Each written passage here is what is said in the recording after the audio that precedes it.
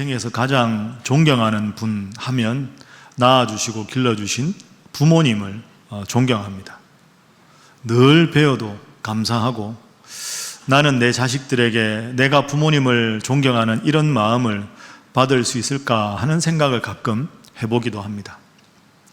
그리고 제게는 부모님 외에 존경하는 분이 두 분이 더 계십니다. 어버이 주일과 스승의 날을 앞두고 오늘은 그 이야기로 설교를 시작해 보려고 합니다. 부모님 외에 제가 두 번째로 존경하는 분들은 영적으로 존경하는 분입니다. 영적으로 저에게는 아버지 역할을 하는 목사님이 한 분 계십니다. 제 영적인 스승이시지요.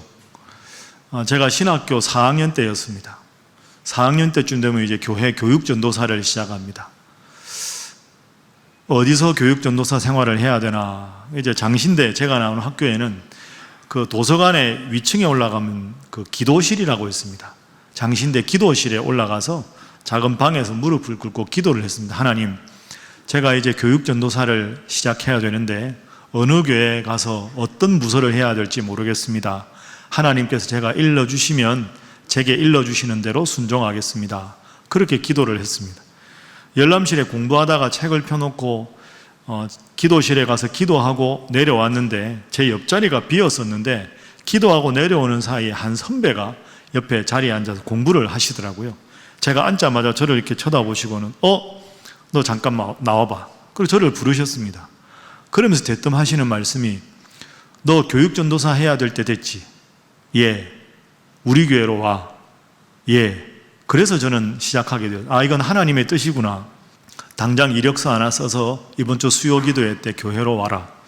알겠습니다. 난생 처음으로 이제 양복을 입는데 넥타이가 없어서 선배, 교육전도사 하는 선배 넥타이 하나 빌려서 넥타이 메고 내 손으로 처음으로 이력서라는 걸 써서 담임 목사님 면접을 간 겁니다. 떨렸습니다. 이력서를 제가 딱 꺼내서 이렇게 보여드렸습니다. 목사님은 이력서는 한 줄도 안 보시고 제 얼굴을 빤히 이렇게 보시다가 반갑습니다. 악수 한번 합시다. 악수를 한번 했습니다. 그걸로 면접은 끝이었습니다. 아무것도 안 물으시고 빙그레 웃으시면서 반갑습니다 하고는 이제 그 다음 주부터 교회를 사역하게 됐습니다. 처음으로 맡은 부서가 초등학교 1, 2학년 유년부였습니다. 2년간 열심히 사역을 했는데 교육전도사는 보통 다양한 교회를 경험하는 게 좋아서 그 교회에서 2년을 유년부를 하다가 이름만 되면 알만한 우리 교단의 큰 초대형 교회에서 청병이 들어와서 교육 담당 목사님께 허락을 받고 그 교회 가기로 이제 어느 정도 내정이 되어 있는 상태였습니다. 마지막으로 담임 목사님께 그동안 2년간 감사했다고 인사를 드려야 되겠다 해서 2년 만에 다시 담임 목사님 방을 들어갔습니다. 목사님, 그동안에 감사했습니다. 제가 이제 사역지를 옮기려고 합니다. 그 말씀을 이렇게 들으시다가 또 빙그레 웃으면서 저한테 이렇게 말씀하셨습니다. 그땐 제가 전도사니까 배전도사. 예. 교회 주인은 주님이지. 예. 그럼 교회는 다 똑같은 거야. 뭘 갈라 그래. 그러니까 여기 있어. 목사님이 있으라는데 제가 뭐라고 하겠습니까? 예, 알겠습니다. 그냥 그러고는 그 교회에 계속 있게 됐습니다. 그 교회에서 교육전도사도 하고 목사 안수 받고 교육목사, 그 다음에 행정목사 다 해봤습니다. 그러다가 그 교회에 있다가 군목 갔다 오고, 그 교회에 있다가 유학 갔다 오고, 그 교회에 있다가 신학교 교수할 때도 주일날 그 교회 가고, 그 도합 21년을 그 교회에 있었습니다. 그 목사님이 원로 목사님이 되시던 해 원로 목사 추대 예식 모든 기획을 제가 다 하고, 다 행사 끝나고 원로 목사 추대 예식 끝나고 목사님 이제 저 31년 끝내고 갑니다 할 때 그분 차 나올 때 저도 따라 나왔습니다. 후임 목사님이 오셨는데 21년 동안 있는 제가 있으면 아무래도 마음이 조금 부담스럽지 않겠습니까? 그 21년간 제가 그 교회에 있으면서 참 많은 걸 배웠습니다. 지금도 저에게는 영적인 아버지이십니다. 제가 우리 교회 부임 기도할 때도 제일 먼저 목사님 중에 찾아가서, 목사님, 신학교 그만두고 목회하러 가겠습니다. 어디가? 신일교회 갑니다. 기도했어? 예. 그럼 가야지. 한마디도 더 이상 안 물으셨습니다. 제가 여기 교회 와서 혹시 잘하는 게 있다면 첫 번째는 하나님 은혜고 두 번째는 그 목사님께 배운 겁니다. 그분이 저에게는 영적인 아버지이십니다.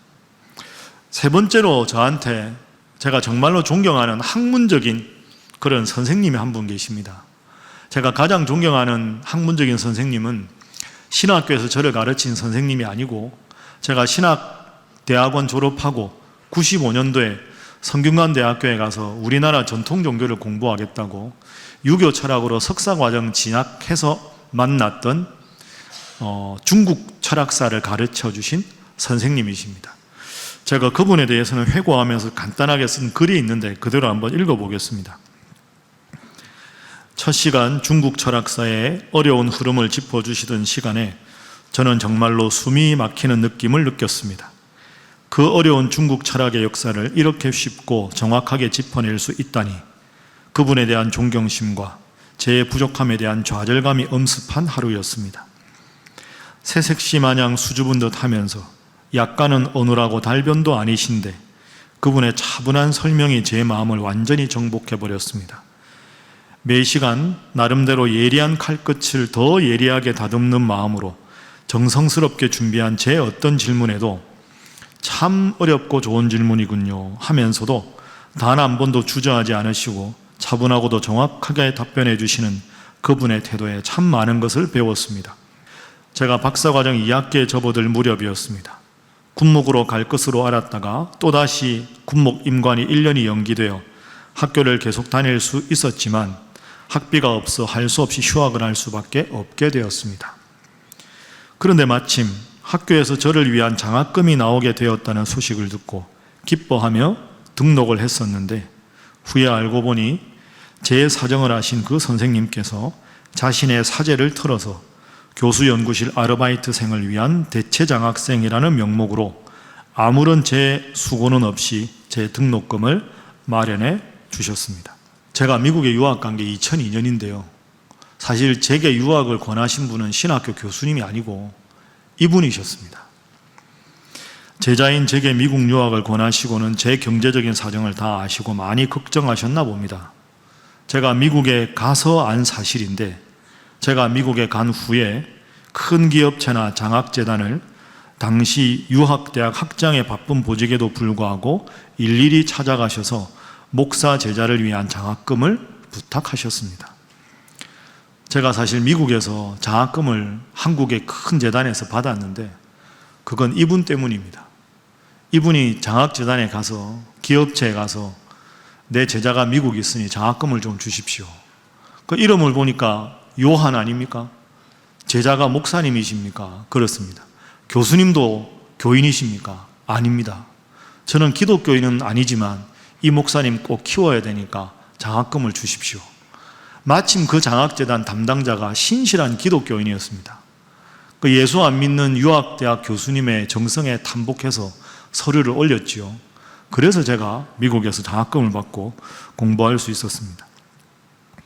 돈보다 늘 가치를 생각하시는 선생님, 그 어떤 질문이나 상담도 진지하게 경청하시는 선생님, 언제나 겸손하신 선생님, 그 누구와의 논쟁에서도 단 한 번도 져본 적이 없다는 동료 교수의 평가에도 언제나 부족하다고 말씀하시는 선생님, 이 시대 공부하는 사람, 군자의 모습이 바로 이런 모습이 아닐까 생각해 봅니다.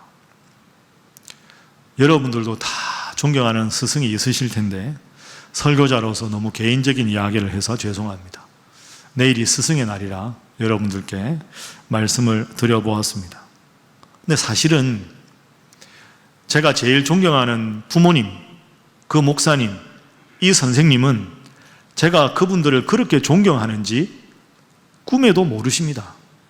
만약에 어느 날 제 부모님이나 영적인 그 스승인 목사님이나 학문적인 선생님이신 그 선생님이 이 영상에서 제가 가장 존경하는 분이 당사자라는 걸 알게 되신다면 그분들은 공통적으로 분명히 이 말씀을 하실 겁니다. 제가 감히 장담합니다. 다들 이러실 겁니다. 허허, 내가 해준 게 없는데, 내가 뭐 해준 게 하나도 없는데 나는 존경받을 만한 일을 한 게 하나도 없어요. 분명히 그렇게 말씀하실 겁니다. 여러분, 이 말을 한번 잘 생각해 보십시오. 내가 해준 게 없는데, 내가 존경받을 만한 일을 해준 게 없어요.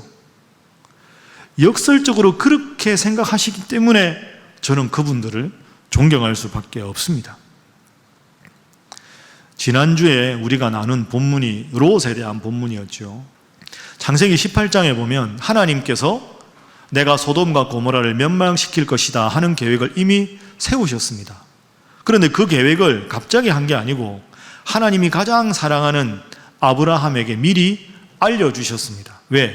아브라함이 사랑하는 조카 롯이 소돔 땅에 살고 있기 때문이죠. 자, 하나님의 계획을 한번 보겠습니다. 18장 20절 21절 화면으로 한번 보시죠. 여호와께서 또 이르시되 소돔과 고모라에 대한 부르짖음이 크고 그 죄악이 심히 무거우니 내가 이제 내려가서 그 모든 행한 소돔과 고모라의 악행이 어떤지를 살펴보고 알아보겠다. 그렇게 하시고는 소돔과 고모라를 멸망시키겠다라고 말씀을 하셨습니다. 아브라함이 이 소식을 듣자마자 가슴이 철렁 내려앉았을 겁니다. 아니, 소돔과 고모라를 멸망시키면 내 사랑하는 조카 롯이 지금 소돔에 살고 있는데 그럼 함께 멸망당해 죽게 될 것 아닌가? 하나님 앞에 감히 부탁을 합니다. 하나님, 소돔과 고모라에도 하나님 믿는 사람이 있지 않겠습니까? 의인 50명만 있으면 용서해 주셔도 되지 않겠습니까? 하나님이 다 멸망시키면 하나님을 마음에 품고 살아가는 의인과 하나님 없이 살 수 있다는 죄인을 함께 멸망시키면 그 의인들이 안타깝지 않겠습니까? 하나님, 하나님을 마음의 중심에 모신 의인들 50명만 있으면 제발 좀 멸망시키지 말고 살려주십시오라고 부탁을 합니다. 자, 한번 확인해 보죠. 18장 23절 24절입니다. 아브라함이 가까이 나아가 이르되 주께서 의인을 악인과 함께 멸하라 하시나이까? 24절을 함께 읽어봅니다. 시작. 그 성중에 의인 50명이 있을지라도 주께서 그곳을 멸하시고 그 50 의인을 위하여 용서하지 아니하시리이까? 아멘. 50명이 있으면 하나님 용서해 주십시오. 하나님 어떻게 말씀하셨을까요? 알았다.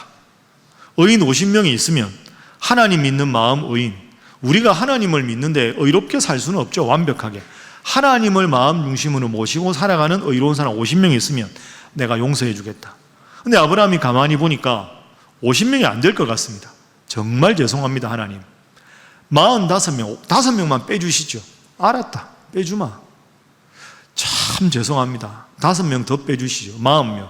알았다, 30명, 20명, 마지막에는 10명까지 내려갑니다.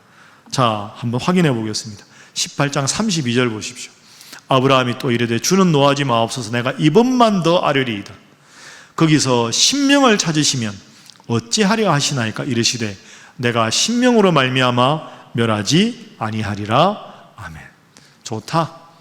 내가 아브라함 사랑하는 너 그렇게 원하니까 하나님을 마음에 믿는 10명만 딱 있으면 그 10명 때문에 내가 소돔과 고모라 멸망을 시키지 않겠다. 그런데 우리가 지난주에 살펴본 대로 하나님은 소돔과 고모라를 멸망시키셨습니다. 이유가 무엇입니까? 의인 10명이 없었기 때문입니다. 그럼 이런 생각 안 드십니까, 여러분?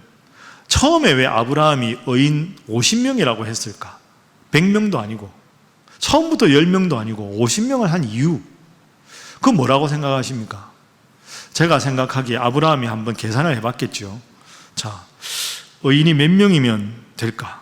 최소한 내가 보기에 50명은 되겠다. 롯의 아내, 그 다음에 롯의 두 딸, 듣자 하니 딸들이 결혼할 사위감이 정해져 있다고 하니 두 사람, 그럼 6명. 그 6명에다가 두 집안 남자하고 결혼하니까 그 두 집안 사돈, 거기도 뭐 10명 이상. 거기다가 나하고 처음에 분가할 때 목축이 너무 잘 돼서 갔으니까 그 집에서 일하는 하인들 수십 명, 그리고 롯이 거기에 산지 오래됐으니까 친한 이웃집 사람들, 분명히 롯이 하나님 믿으니까 전도했을 사람들. 그러면 롯의 가족 6, 사돈 2가정, 수십 명의 하인들, 친하게 지내던 사람, 최소한 50명은 하나님을 잘 믿겠거니라고 생각을 한 겁니다. 그런데 50명이 안 된 거죠. 45명, 40명, 30명, 20명, 10명은 되겠지. 10명도 없었습니다. 롯은 껍데기 신앙인이었던 거죠. 겉으로는 하나님을 잘 믿는 것처럼 보이지만 아무런 영적인 말에 영향력과 권위가 없었습니다. 그러니 아내도 그 말을 가볍게 여기고 딸들이 끔찍한 일을 하고 사회가 될 두 사람이 농담으로 여길 정도로 신앙적인 영적인 권위가 전혀 없던 사람, 그 사람이 바로 안타깝지만 롯이었습니다. 그럼 한번 정리를 해보시죠. 제가 오늘 설교 시작할 때 제가 존경하던 분들을 소개하고 방금 롯과 소돔과 고모라가 멸망한 건 10명의 의인이 없었기 때문이다, 이렇게 말씀을 드렸습니다. 처음에 제가 존경한다는 그분들은 내가 한 게 없는데 나는 존경받을 만한 사람이 아니에요 라고 말씀하실 겁니다. 그런데 왜 제가 그분들을 존경한다고 할까요? 그분들의 관심은 다른 사람에게 내가 어떻게 비춰질까가 아니었습니다. 하나님 앞에 내가 어떻게 믿음 생활을 할까가 가장 중요한 관심이었기 때문이죠. 제가 새벽에 한번 말씀드렸는데 저희 부모님은 새벽 3시 30분에 일어나십니다. 매일 3시 30분에 일어나서 40분간 두 분이 기도하십니다. 그 기도하실 때 저희 삼형제 그리고 저희 집 아이들 사돈까지 다 기도하고 신일교회 기도 다 하고 그렇게 40분간 쭉 기도하시고 양치하시고 세수하시고 옷 입으시고 이제 또 교회 새벽 기도를 가십니다. 그리고 갔다 와서 다시 두 분이 가정에서 예배를 드리십니다. 매일 그렇게 살아가는데 제가 어떻게 그분들 존경하지 않겠습니까? 저희 부모님은 저에게 어떻게 하라 이런 말씀을 거의 하지 않으셨습니다. 자식에게 존경받는 부모가 되겠다는 마음으로 부모님은 신앙생활 안 하십니다. 그저 하나님 앞에 자신들이 바로 서는 것에 집중하니 그 모습이 아름다워서 가까이 있는 자녀가 나도 저 아버지처럼 나도 저 어머니처럼 믿음 생활을 해야 되겠다 라고 부모님을 존경하게 되는 거죠. 제가 존경하는 목사님도 마찬가지입니다. 심지어 제가 학문적으로 존경하는 선생님은 하나님을 믿는 분도 아닙니다. 제가 그분 보면서 참 하나님 안 믿어도 저렇게 살아가는데 저렇게 훌륭하신데 하나님 믿는 내가, 하나님 믿는 우리 교인들이 어떻게 살아야 될까, 그런 생각을 참 많이 하게 됩니다. 그분들의 살아가는 모습은 동양의 경전 중에 노자라는 경전이 있는데요, 경전에 보면 이런 표현이 하나 있습니다. 여러분도 한번 잘 생각해 보십시오. 행불언지교라는 표현입니다. 교는 가르침 아닙니까? 가르침은 말로 하는 겁니다. 언지교가 되어야 되는데 불언지교입니다. 말 없는 가르침을 행한다. 이게 바로 제가 존경하는 그분들이죠. 이렇게 살아라, 이렇게 해라, 믿음 생활 이렇게 하라, 말하지 않습니다. 불언지교입니다. 말하지 않고 그저 하나님 앞에 스스로 살아가는 모습 자체가 가르침이 되는 거죠. 입으로 가르치는 게 아니라 삶으로 가르치는 겁니다. 그러니 그 살아가는 모습이 그윽한 향기가 돼서 자녀들과 자손들이, 그분과 함께 있던 수많은 목회자들이, 그분의 수많은 제자들이 그분을 존경할 수밖에 없게 되는 거죠. 중요한 건 본질입니다. 비교해 보시죠. 롯은 어땠을까요? 롯은 하나님 앞에 바로 서지 못했습니다. 아브라함의 친족하라는 화려한 명성은 있었지만 겉모습과 달리 속으로는 욕심으로 가득 찬 사람, 하나님보다는 돈이 더 중요한 사람이었지요. 멀리 있는 사람들은 롯을 바라보며 칭찬하는 사람도 있었을 겁니다. 믿음 좋은 사람이다. 아유, 저 사람이 삼촌이 아브라함이래. 대단한 사람이네. 제일 가까이 있는 가족들, 롯의 아내가 보기에 죄송합니다만 당신은 내가 보기에 하나님 잘 믿는 사람 아니야. 그런 마음이 들었으니 그 말에 권위가 없는 거죠. 그 일거수일투족을 보는 두 딸이 보았을 때 우리 아버지는 참 하나님 제대로 믿는 사람 아니야. 그러니 사위가 장인어른 말을 무시하는 지경에 이르지 않았겠습니까? 겉으로는 그럴듯해 보이지만 하나님을 제대로 믿지 않는, 하나님보다 돈과 재산이 롯에게는 하나님이었습니다. 그래서 하나님은 위대한 분인지 모르지만 아버지가 믿는 걸 보니 아버지 봐서 나는 하나님 믿고 싶지 않다. 여러분, 이게 얼마나 안타까운 일입니까? 하나님이 위대할지 모르지만 아버지가 믿는, 남편이 믿는 하나님이라면 나는 그 하나님 믿고 싶지 않다. 참 안타깝습니다. 아브라함과 롯도 한번 비교해 보십시오. 여러분, 제가 지금까지 말씀드린 대로 하나님은 롯이 사는 소돔과 고모라를 멸망시킬 계획을 갖고 계셨습니다. 그런데 왜 롯을 천사를 보내 미리 피신하게 하셨습니까? 창세기 18장 19장 어디를 봐도 롯이 믿음이 좋았다는 언급이 단 한 부분도 나오지 않습니다. 아브라함 때문입니다. 내가 아브라함을 사랑하는데 아브라함의 조카가 롯이니 롯을 살려주면 아브라함이 좋아할 테니까 하나님이 아브라함에게 롯을 피하라고 미리 일러주시는 겁니다. 아브라함 훌륭한 사람 아닙니까? 아브라함 때문에 롯이 살았습니다. 멋진 사람이지요. 자, 한번 확인해 보겠습니다. 창세기 19장 29절 화면 보십시오. 자, 함께 읽어봅니다. 시작. 하나님이 그 지역에 성을 멸하실 때, 곧 롯이 거주하는 성을 엎으실 때 하나님이 아브라함을 생각하사 롯을 그 엎으시는 중에서 내보내셨더라. 아멘. 하나님이 누구를 생각하셨습니까? 아브라함을 생각하사 롯을 살려주셨다. 여러분, 우리가 아브라함 같은 사람 되어야 되지 않겠습니까?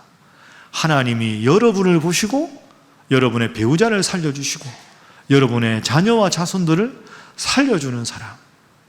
롯은 그래서 살 수 있는 길을 얻었음에도 불구하고 가족들, 그 아내, 그리고 두 딸의 안타까운 모습, 사회감의 안타까운 모습, 아브라함 때문에 살았지만 아무런 영적인 영향력을 갖지 못했습니다.